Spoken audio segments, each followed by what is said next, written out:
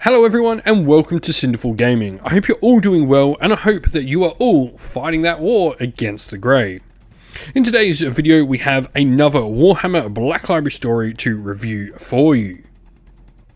And so, in today's Black Library review, we're going to be taking a look at the Warhammer Age of Sigmar story Blacktalon by Liane Merciel.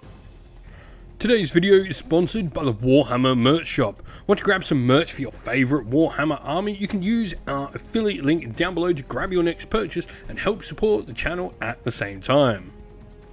This is the second full-length novel to feature Neve Blacktalon and the first since the start of the Blacktalon TV series on Warhammer Plus.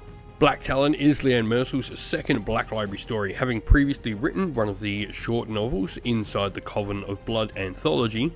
And as always, I do enjoy listening to Black Library fiction in an audio format, enabling me to immerse myself in the worlds of Warhammer while also getting some hobby or editing done at the desk. And today's story is brought to life by the voice acting skills of Alicia Grace Terrell, who is making their Black Library debut with this performance. And so, on to our story. Today's story is Blacktalon, as we've mentioned. This story never really truly sets up its timeline, and you're unsure whether it's set before or after the Warhammer Plus TV series, but it is certainly quite a while after the previous Blacktalon story first mark. One of the cool things about this lack of timeline though is the Blacktalons being an assassin group of Stormcast who've been slain and reforged countless times.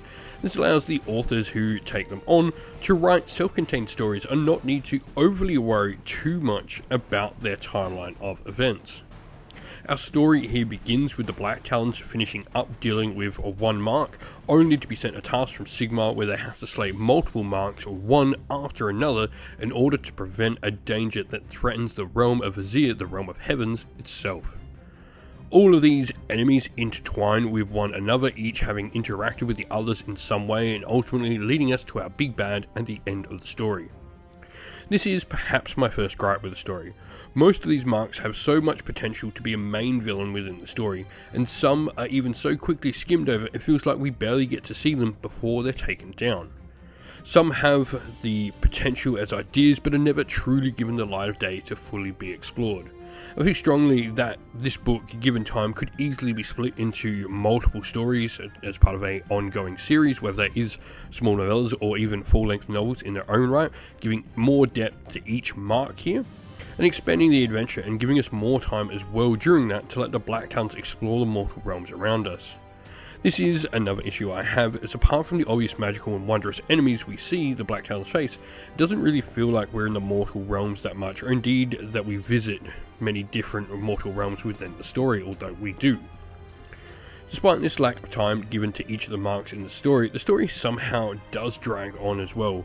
With so little time given to each mark, we're never truly engaged with the actions going against each of them, and feel so very little when the fight begins or ends against many of them. To add to this, the end boss is honestly a little underwhelming, and the finish of the story anticlimactic in my opinion.